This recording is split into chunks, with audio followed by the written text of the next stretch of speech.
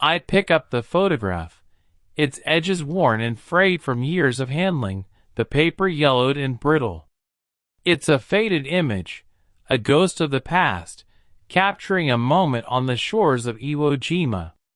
The sun was harsh that day, beating down on us as we huddled together, the sand a stark white under our boots. The crackle of an old radio in the background, a distant voice calling out coordinates and orders, seems to echo through the room as I hold the photo. The faces of my brothers and arms are etched into the film, their eyes reflecting a mix of determination and fear. This is where it all began. The worst year of my life, a year that felt like an eternity. The year was 1944. I was just a kid from Kansas City, Missouri, fresh off the farm, eager to avenge my brother's death and prove myself. I was Jethro, John Edward Harris, to the world. But to my squad, I was just Jethro. The name rolled off their tongues with a familiarity that was both comforting and stark, a reminder of the bonds we forged in the fires of war.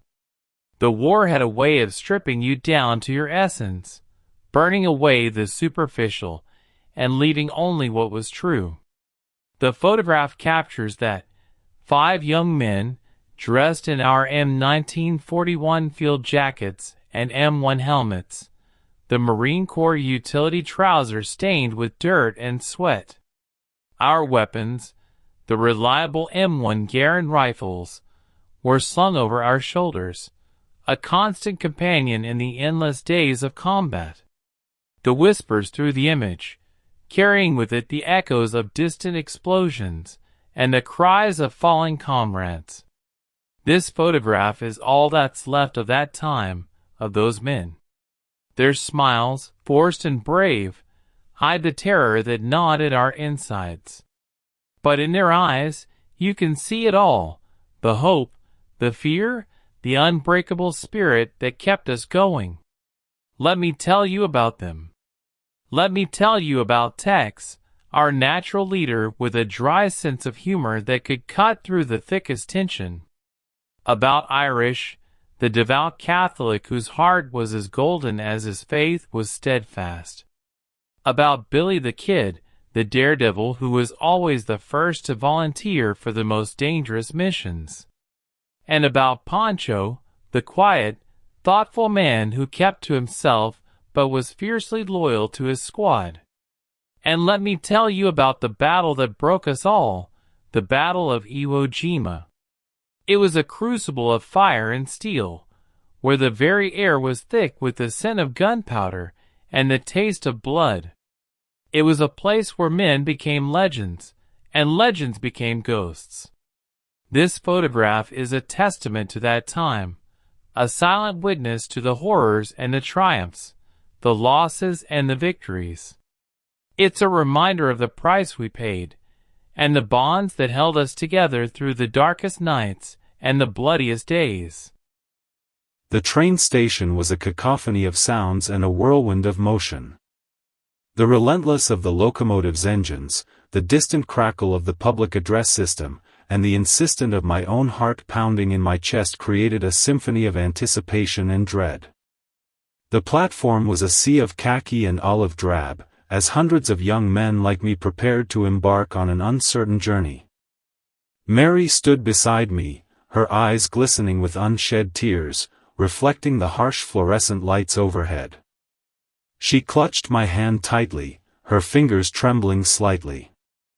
She promised to wait for me, her voice barely above a whisper, but I could see the fear lurking in her eyes, a fear that mirrored my own. The whipped around us, carrying with it the scent of coal smoke and the faint, distant echoes of the city. I pulled her close, feeling the softness of her cheek against mine as I kissed her goodbye. Her lips were warm and trembling, and I could feel the weight of her words settling heavily on my shoulders, a burden I would carry with me into the unknown. As the train began to pull away, I waved frantically, my heart aching as Mary's figure grew smaller and smaller in the distance. Soon, she was just a speck on the platform, a memory already fading into the vast, uncertain future. The journey to Hawaii was a tumultuous mix of naive excitement and gnawing fear.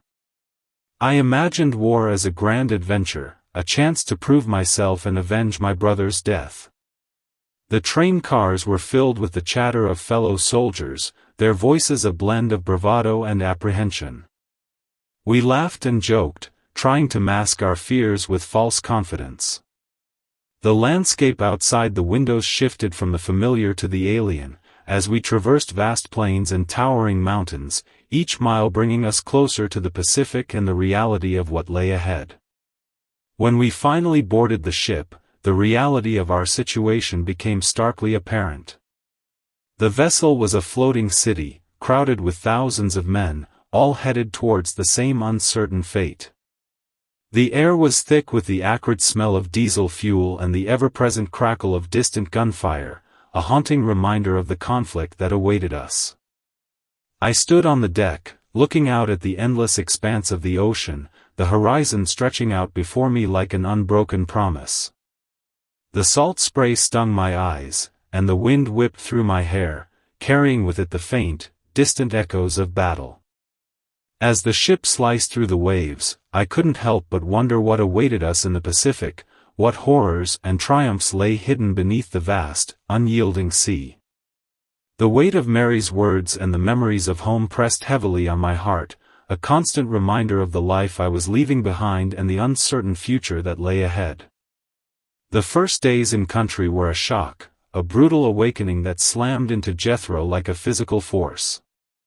The heat was oppressive, a thick, wet blanket that clung to his skin, making his uniform stick to his back like a second layer of flesh. The mud was thick and choking, sucking at his boots with every step, as if the very earth was trying to pull him down into its murky depths. This was nothing like the controlled chaos of training back home in Kansas. The world exploded around him, the ground shaking beneath his feet, and he could feel the vibrations in his bones. The smells were overwhelming, a putrid symphony that assaulted his senses. The stench of decay hung heavy in the air, a constant reminder of the mortality that lurked around every corner. The acrid smell of gunpowder burned his nostrils, a harsh contrast to the sweet scent of the wildflowers he remembered from home. The air was thick with it, a perpetual haze that clung to the back of his throat. The sounds were constant, a relentless drumbeat that echoed through his mind even in the quiet moments. The distant battles were a steady crescendo of gunfire, the staccato rhythm of machine guns punctuated by the deeper boom of artillery. The artillery was a low rumble, a constant threat that seemed to shake the very heavens. It was a symphony of destruction, a grim reminder of the war that raged around them. They huddled in their foxholes, waiting. Waiting for the enemy, waiting for the next mission. The disillusionment began to set in, a creeping doubt that gnawed at the edges of his resolve. This was not the adventure he had imagined. It was brutal, unforgiving, a grim testament to the harsh realities of war. But they were Marines, and they had a job to do. Jethro could see it in the eyes of his squad. Tex's dry humor was a thin veneer over a deep well of determination, Irish's devout faith was a beacon in the darkness, Billy the Kid's daredevil spirit was a defiant middle finger to the fear that gnawed at them all, and Pancho's quiet loyalty was a steady, unyielding force. They dug in, they fought, and they waited. The war had a way of grinding you down, stripping you of your illusions and leaving you with just the bare essentials of survival. But in that grim, unforgiving landscape, they found a sense of camaraderie, a bond forged in the fires of battle that would sustain them through the darkest of times. The M1 Garand rifle in his hands was a cold comfort, a familiar weight that grounded him in the reality of his new world. The M1941 field jacket, M1 helmet, and Marine Corps utility trousers were his armor, a thin barrier between him and the horrors that awaited. As they prepared for the next mission, Jethro steeled himself, ready to face whatever came their way. The war had changed him, but it had also forged a new strength within him, a resilience that would see him through the trials that lay ahead. Meet the squad. The sun dipped low over the Pacific, casting a warm, golden glow across the deck of our transport ship. There was Robert "Bobby" Lee Thompson, or Tex, as we called him. A natural leader from Houston, Texas, with a dry sense of humor that could cut through the thickest tension. His eyes, as blue as the Texas sky, held a quiet strength that made us all feel a little safer. He always had our backs, even in the toughest situations, his voice steady and reassuring amidst the chaos of battle. Tex had a way of making the harsh realities of war seem just a little more bearable, his laughter infectious and his spirit unbreakable. Then there was James "Jimmy" O'Connor, Irish, from Boston. A devout Catholic with a heart of gold, he carried his rosary beads like a talisman, whispering Hail Marys under his breath during the quiet moments. Irish was always ready to lend a helping hand, his strong arms and kind eyes a beacon of comfort in the midst of hell. He had a way of making us feel like we were back home, his stories of Boston streets and his family's laughter painting a picture of a world far removed from the one we were fighting in. Billy Jackson, Billy the Kid from Phoenix, Arizona, was a daredevil. His eyes sparkled with a wild energy that seemed to defy the very concept of fear. Always the first to volunteer for the most dangerous missions, he moved with a reckless grace that was both terrifying and awe-inspiring. Billy's laughter was loud and unbridled, a sound that could cut through the darkest nights and remind us of the joy and freedom we were fighting for. His presence was a constant source of adrenaline, pushing us to be braver, to fight harder. And Frankie Martinez, Pancho, from San Antonio, Texas. Quiet and thoughtful, he kept to himself but was fiercely loyal to us all.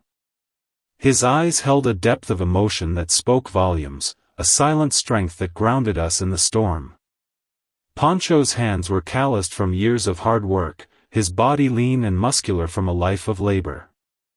He had a way of making us feel seen, his quiet observations and thoughtful gestures a reminder that we were more than just soldiers, we were men, with dreams and hopes and fears. These were the men I'd die for. We laughed together, joked together, and fought together. Their quirks and hometowns became a part of my life, a lifeline in the chaos of war. Tex's dry wit, Irish's kindness, Billy's reckless courage, and Pancho's quiet strength, they all woven into the fabric of my existence, making me stronger, more resilient. 3 weeks after we lost Frankie Martinez at Tinian, I realized just how much these men meant to me. The loss hit me like a punch to the gut, the emptiness where Pancho's presence used to be a stark reminder of the fragility of life. They were my family, my brothers in arms, and I would carry their memory with me, forever etched in my heart. The first time we stepped outside the wire, the tension was palpable. The sun beat down on us, and every shadow seemed to hide a threat.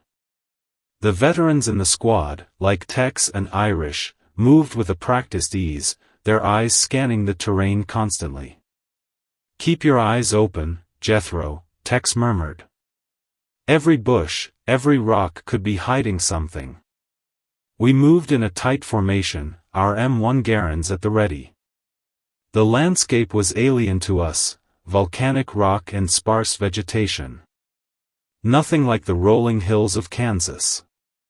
The silence was deafening, broken only by the occasional distant from the front lines. Billy the Kid, ever the daredevil, volunteered to scout ahead. "Be careful, Billy," Irish called out, his voice laced with concern. We waited, hearts pounding, as Billy disappeared into the foliage. Minutes felt like hours. When he finally emerged, unharmed, we breathed a collective sigh of relief. That night, back at base, we huddled together, the reality of our situation sinking in. The first patrol was over, but the war was just beginning. 3 weeks after we lost Frankie Martinez at Tinian, we found ourselves in the thick of it. They erupted without warning, shattering the silence. Chaos ensued. Bullets whizzed past our heads, and the ground shook with the impact of artillery shells. Irish was the first to go down. He crumpled to the ground, a look of shock on his face as he clutched his leg. "Medic!" I screamed, my voice barely audible over the cacophony. Tex was by his side in an instant, applying pressure to the wound. "Stay with us, Irish," he shouted, his voice steady despite the turmoil. The plan had fallen apart. Nothing went right. The enemy seemed to be everywhere, their fire relentless. We fought back, our training kicking in, but the reality of combat was a brutal awakening. When the firefight finally subsided, we were left with a mix of relief and horror. Irish was alive but wounded, and the weight of what we had just experienced hung heavy in the air. That night, as we tended to Irish's wounds, the reality of war hit us hard. This was not the glamorous fight we had imagined. Sitting down to write a letter home after our first real firefight, I struggled to find the right words. The sun was setting, casting a warm glow over the base, a stark contrast to the day's events. I picked up my pen, the paper in front of me seeming too small to hold the weight of my thoughts. "Dear Mom," I began, the words flowing more easily than I expected. "I'm doing fine. The weather is hot, and the food is interesting." I chuckled to myself, knowing full well that the truth was far more grim.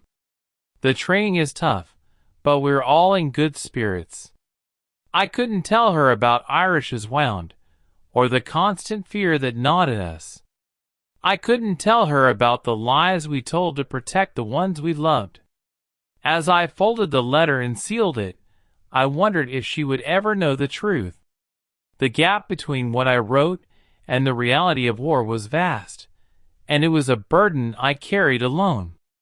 That night, under the starlit sky, I reflected on the lies we tell to protect the people we love. The objective was clear: take the hill at all costs. The plan was meticulous, but war has a way of turning the best-laid plans into chaos. As we moved out, this started almost immediately. The enemy was well prepared, their positions fortified with bunkers and hidden trenches. Our men moved forward, their faces set in determination. But the plan fell apart quickly. The first wave took heavy casualties, and the second wave struggled to push through. The weight of sending men into danger was a burden I carried with every order. I could see the fear in their eyes, but also the resolve. They knew the stakes, and they were ready to pay the price. As the battle raged on, I watched from a distance, my heart heavy with the knowledge that some of them would not return. When the hill finally fell, the cost was high. But we had achieved our objective. That night, as we tended to the wounded and prepared for the next engagement, the weight of command settled heavily on my shoulders. The battle for Iwo Jima was far from over. The battlefield was a maelstrom of chaos, a symphony of destruction that seemed to defy the very laws of nature. The air was thick with the acrid scent of gunpowder and the metallic tang of blood, the thud of artillery shells and the relentless staccato of machine gun fire creating a cacophony that assaulted the senses. We had pushed forward, our objective within reach, the taste of victory almost tangible. But the enemy had other plans. Suddenly, a burst of machine gun fire ripped through the air, a vicious snarl that cut through the din of battle. I saw Frankie Martinez, Poncho, stumble and fall, his body jerking like a marionette with cut strings. His eyes widened in shock as he hit the ground, his lips parted in a silent scream. The world seemed to slow down as I watched the life drain from his eyes, his body convulsing with the final, futile struggle for breath. "No!" I screamed, the word torn from my throat, but it was too late. Poncho was gone, another casualty of this godforsaken war. The sound of the battle seemed to fade away, replaced by a deafening silence that was almost worse. The distant boom of artillery fire seemed muted, the chatter of machine guns distant and unreal. It was as if the world had paused, holding its breath in the face of this senseless loss. Tex and Billy the Kid rushed to his side, their faces etched with grief, their eyes reflecting the stark reality of war. They knelt beside him, their hands trembling as they reached out to close his eyes, to offer some semblance of peace in death. We gathered his things, his canteen still half full of lukewarm water, his M1 Garand rifle lying next to him, its barrel still warm from recent use. Each item felt heavier than it should, a tangible reminder of the life that had been so brutally snatched away. His pack, his helmet, his dog tags, each one a piece of poncho, a piece of the man we had known and fought beside. We carried him back, our hearts heavy with loss, our steps leaden with the weight of our grief. The war had taken another piece of us, another brother in arms, and the void left behind seemed impossible to fill. The silence that followed was not just the absence of sound, but the absence of hope, the absence of innocence. It was a silence that would stay with us, a constant reminder of the price we paid for this war. It happened in an instant, a blink of an eye that altered the course of my life forever.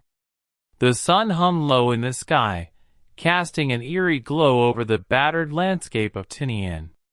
The air was thick with the scent of cordite and the acrid smell of smoke, a stark contrast to the Kansas City fields I had left behind. One moment, I was that eager kid from the heartland, filled with the naive patriotism that had driven me to enlist after my brother's death at Guadalcanal. The next, I was a soldier, standing on the precipice of manhood, hardened by the brutal reality of war. The M1 Garand rifle felt heavy in my hands, its familiar weight a small comfort in the chaos.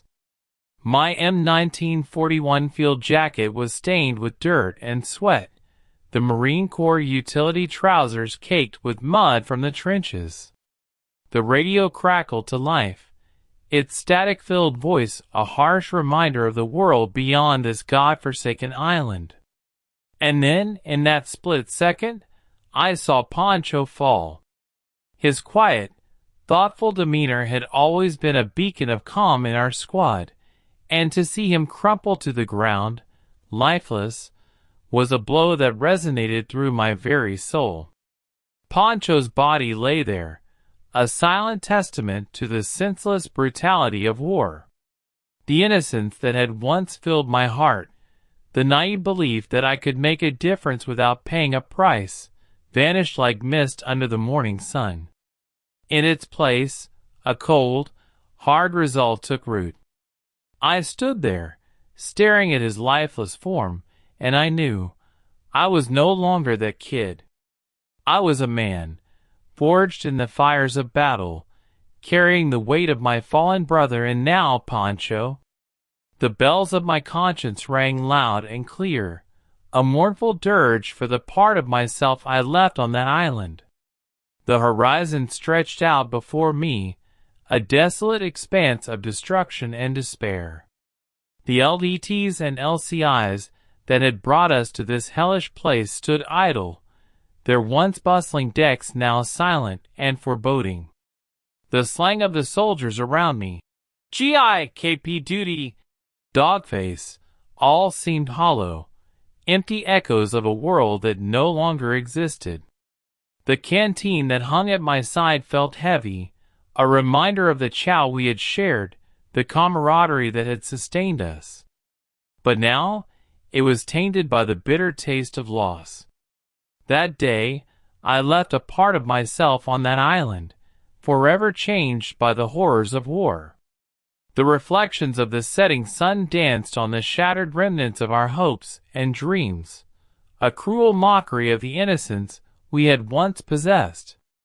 As I stood there, the weight of my newfound manhood pressed down on me, a burden I would carry for the rest of my days. The echoes of battle faded, leaving only the haunting silence of a world forever altered. The Battle of Iwo Jima was a nightmare that seemed to stretch into eternity, a relentless grind that tested the very limits of human endurance. The once volcanic island was now a fortress, every inch of it meticulously fortified with an intricate web of bunkers and hidden trenches. The Japanese defenders had turned the landscape into a deadly maze, where every hillock and crater hid a potential threat. We hit the beach at dawn, the of artillery fire echoing ominously as the sun crested the horizon. They erupted around us like a sudden, violent storm, the air filling with the whine of bullets and the shrapnel of exploding shells. The black volcanic sand, once pristine, turned a stark, brutal red as it drank the blood of the fallen. The first wave of Marines fell hard, their bodies strewn across the beach like discarded marionettes, their dreams of home shattered in an instant. Jethro, his M1 Garand rifle gripped tightly, pushed forward with the remnants of his squad. Tex, ever the leader, barked orders, his voice a steady beacon amidst the chaos. Irish, his rosary beads clutched tightly in his free hand, muttered prayers under his breath, his eyes scanning the horizon for the next threat. Billy the Kid, with a wild grin, charged ahead, his daring spirit undeterred by the carnage. Pancho, quiet and focused, moved with a grim determination, his loyalty to his brothers in arms unwavering. Our objective loomed before us, Mount Suribachi, a menacing silhouette against the smoky sky. The day wore on, the fighting intensifying with each passing hour. The tension was palpable, a physical force that pressed down on us like the weight of the world. The air was thick with the acrid smell of gunpowder and the coppery tang of blood, the stench of death a constant, choking presence. The of Jethro's pulse pounded in his ears, a primal rhythm that matched the relentless march of time. As night fell, the battle did not wane. They echoed through the darkness, a haunting symphony of destruction. The flashes of explosions illuminated the night like a grotesque fireworks display, casting eerie shadows that danced macabrely across the ravaged landscape. It was a day of unending horror, a testament to the brutal, unforgiving nature of war. Each man fought not just for his life, but for the lives of his comrades, their bonds forged in the crucible of battle. It was a day that would forever be etched in their memories, a stark reminder of the sacrifices made on the bloody shores of Iwo Jima. The command was clear: take the hill, no matter the cost. The air was thick with tension and the acrid scent of impending battle. Our commanding officer stood rigid, his face etched with lines of worry and resolve. He knew the risks, our intelligence reports had painted a grim picture.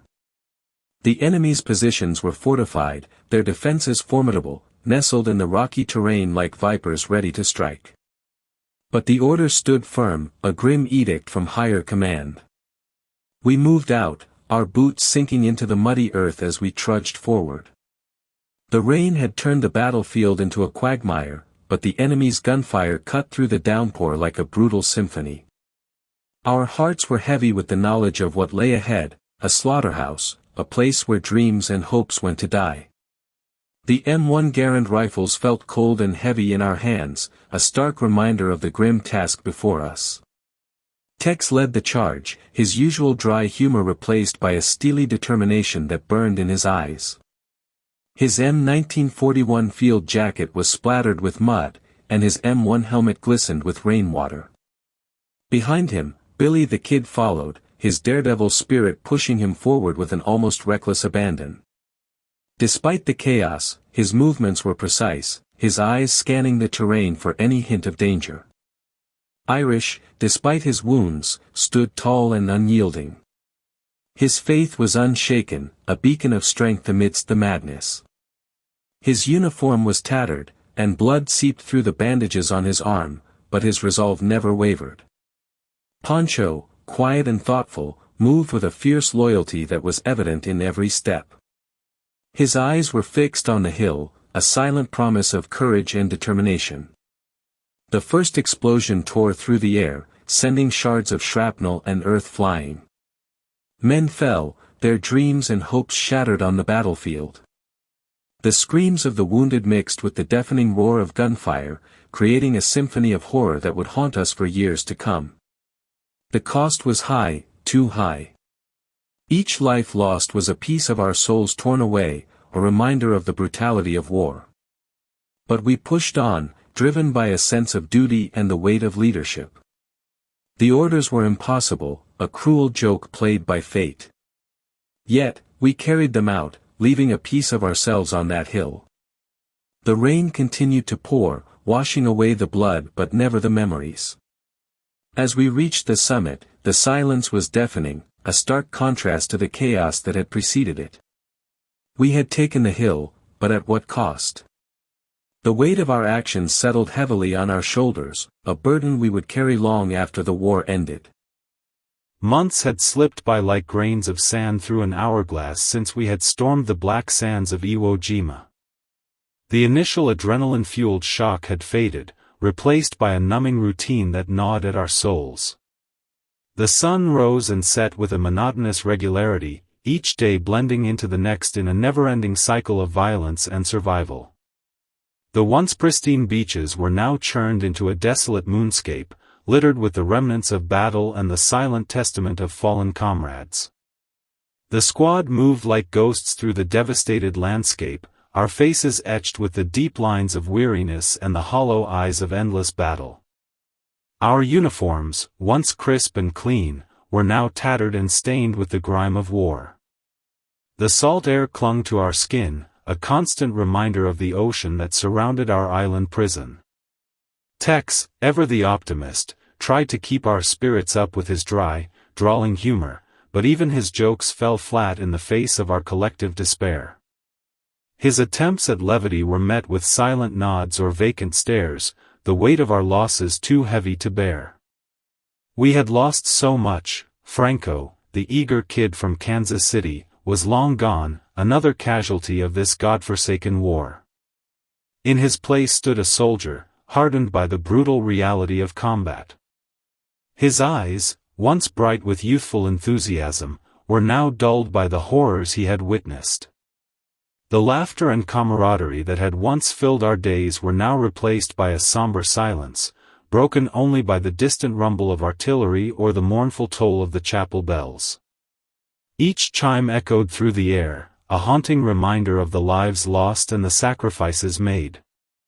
We went through the motions, each step measured, each breath calculated.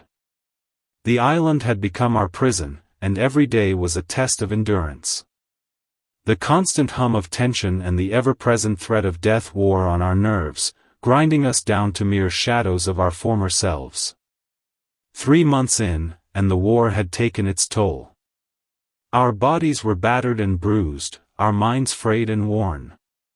We were shells of our former selves, going through the motions, waiting for the end, praying for deliverance from this hell on earth. The scent of gunpowder and the taste of fear were our constant companions, a grim reminder of the reality we faced each dawn. The sun would rise, and we would once again take up our weapons, ready to face the next battle, hoping against hope that we would see another sunset. It was just another day in the war, or so we thought. The air was thick with the scent of saltwater and the acrid smell of gunpowder, a constant reminder of the ever-present danger. We were moving through a narrow trench, the sun beating down on us mercilessly, its rays reflecting off the metallic helmets of my fellow Marines. The heat was oppressive, making our uniforms stick to our backs, and the sound of distant artillery fire echoed through the air like a grim symphony. Suddenly, everything went slow. Time seemed to stretch and distort, as if the very fabric of reality was tearing at the seams. A burst of machine gun fire ripped through the air, the sharp, staccato reports cutting through the ambient noise like a knife. I saw it coming, the bullet hurtling towards me with an eerie clarity. It whizzed by, inches from my face, leaving a trail of death in its wake. The world around me seemed to slow to a crawl, each second stretching into an eternity of pure, unadulterated terror. I froze, my heart pounding in my chest like a drum roll, the blood roaring in my ears. The next moment, an explosion rocked the ground beneath me, the force of it sending a shockwave through my body. The world exploded into a chaotic maelstrom of sound and fury, the earth trembling beneath my feet as the blast sent a plume of dirt and debris skyward. I hit the deck, my body trembling uncontrollably, every nerve ending screaming in alarm. The world around me was a blur of motion and noise, the sharp tang of cordite filling my nostrils. It was over in an instant, but it felt like an eternity. Time seemed to snap back into place, the world rushing back in with a vengeance. When I looked up, I saw Irish, his face pale but determined, his eyes reflecting the horror of the moment. "You okay, Jethro?" he asked, his voice steady and calm, a beacon of sanity in the chaos. I nodded, the adrenaline still coursing through my veins, my heart pounding like a wild animal in my chest. We had come inches from death, and it had changed us forever. The war had a way of doing that, of stripping away the layers of innocence and leaving only the raw, primal essence of survival. We had been forged in the fires of battle, tempered by the crucible of war, and we would never be the same again. The days were counting down like the ticking of a time bomb. The sun rose over the Pacific, casting an eerie glow on the battered landscape of Iwo Jima. We were short-timers, perilously close to the end of our tour. The wind whispered through the ruins, carrying with it the faint echoes of battles past. But the war didn't care about our timetables. It was an indifferent beast, devouring lives indiscriminately. The radio crackled with static, a constant reminder of the chaos that surrounded us. Each day was a battle of hope and fear.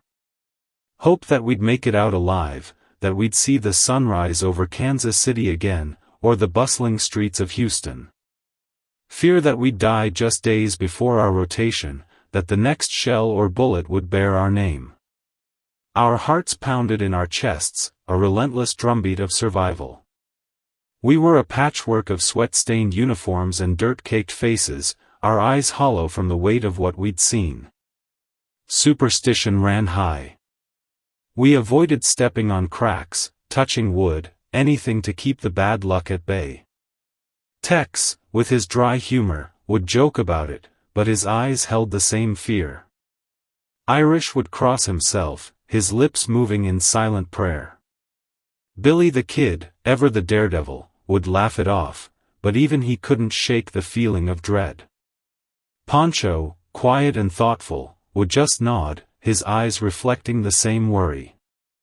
The cruelty of hope in a war zone was a bitter pill to swallow, a twisted irony that gnawed at our insides.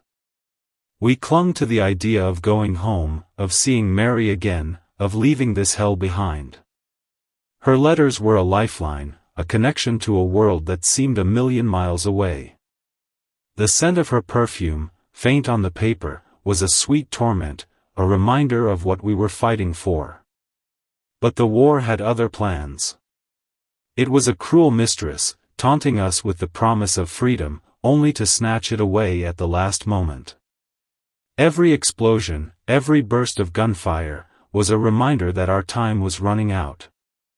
The ground trembled beneath our feet, the air filled with the acrid smell of smoke and cordite. 9 months in, and the end was in sight, but the journey was far from over. Each step forward was a dance with death, a gamble with fate. And as we stood there, in the heart of Iwo Jima, we knew that the war wasn't over until it was over. And until then, we were just short-timers, living on borrowed time. This was it, our final patrol before rotation. The air was thick with anticipation, the scent of salt water and damp earth filling our nostrils as we stepped onto the muddy trench floor. Every crunch of gravel beneath our boots could be our last. The tension was palpable, a thick fog that hung over us like the morning mist over the Pacific, chilling us to the bone despite the humid heat. Our hearts pounded in our chests, a primal rhythm that echoed the drums of war. We moved silently through the trenches, our senses on high alert. The world around us sharpened into crystal clarity, the distant hum of insects, the soft rustle of leaves, the cold metal of our M1 Garand rifles pressed against our shoulders. The enemy was still out there, still dangerous, a lurking presence in the shadows. But we were determined, fueled by a mix of adrenaline and the desperate desire to see home again. Tex led the way, his eyes scanning the horizon with a practiced gaze. His M1941 field jacket was worn and frayed at the edges, a testament to the countless miles and battles we'd endured together. His dry sense of humor was our lifeline, a reminder of the world beyond the war. Billy the Kid followed close behind, his daredevil spirit tempered by the weight of our mission. His hands, calloused from years of farm work and now from the grip of his rifle, steadied us all with their confidence. Irish, wounded but resilient, brought up the rear, his presence a comforting reminder of our bond. His uniform was stained with dirt and blood, a grim mosaic of our shared ordeals. His soft Irish lilt, usually filled with tales of home, was now a silent strength, a beacon of hope in the darkness. Each moment was a test of will, a battle of nerves. The weight of our journey pressed down on us, the memories of Frankie's sacrifice at Tinian, the horrors of Iwo Jima, the endless months of fighting and loss. But we pushed forward, knowing that this could be our last stand. 12 months in, and we were fighting for our lives, fighting for our future. The taste of salt and gunpowder filled our mouths, a bitter reminder of the price of war. This was our final test, our last chance to make it home, to see the faces of our loved ones one last time. The sun began to set, casting long, eerie shadows across the battlefield. The sound of distant gunfire echoed through the air, a haunting symphony of our struggle. As we moved forward, the wind picked up, carrying with it the faint scent of home, a whisper of Kansas fields, of Boston streets, of Texas plains. It was a fleeting moment of peace in the storm, a reminder of what we were fighting for. The days ticked by like a countdown to our own execution. The sun rose and set on a routine that had become all too familiar. We packed our gear, checked our weapons one last time. The squad stood in a circle, silent. Tex tried to smile, but his eyes were hollow. "You guys are headed home," he said, his voice barely a whisper. Irish looked away, his eyes glistening. Billy the Kid nodded, his jaw clenched. We had left so many behind, Frankie Martinez, and others whose faces haunted our dreams. The shame of leaving them behind was a weight on our shoulders. As we walked away, the sound of distant gunfire echoed through the trenches. Each step felt like a betrayal. The men we were leaving behind would still be fighting, still dying. We were the lucky ones, but luck had a bitter taste. The ship docked, and we stepped onto American soil.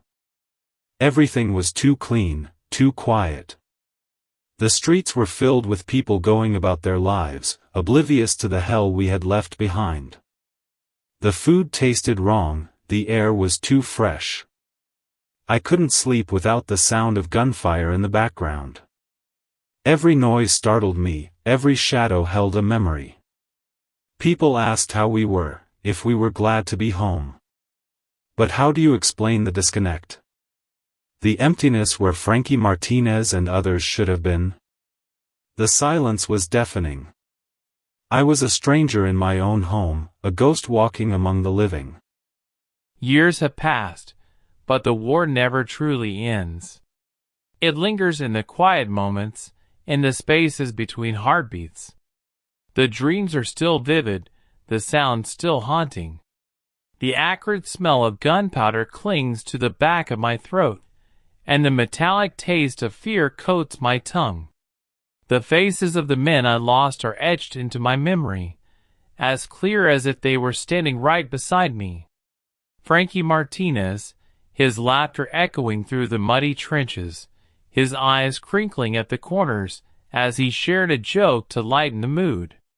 His laughter was a beacon in the darkest nights, a reminder of the life we were fighting for. Tex, leading the charge with a steely determination etched on his face, his M1 Garand rifle held firmly in his hands. His dry sense of humor was a shield against the horror, a way to keep us grounded in the face of the unimaginable. The specific memories haunt me.